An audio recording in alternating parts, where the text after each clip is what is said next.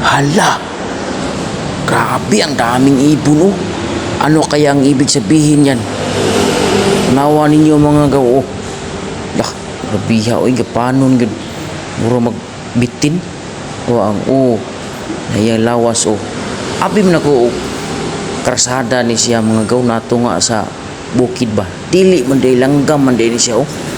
Tanawa og talagsaon ra kay ni siya mga gaw. Unsa kay kahulugan ani niya mga gaw kay ingon pa sa mga katigwangan mga gaw basta naa gani ingon ani makita sa mga tao naagyo mga kahulugan naagyo mga katalakman nga moabot mga gaw mao na mga gaw nga amping lantag kanunay unya di gid ta magpagawaog paglaom sa pagsampit sa Ginoo kay ang Ginoo ray tag-iya sa ato ang kinabuhi mga gaw. Tanawa ninyo mga gaw oh.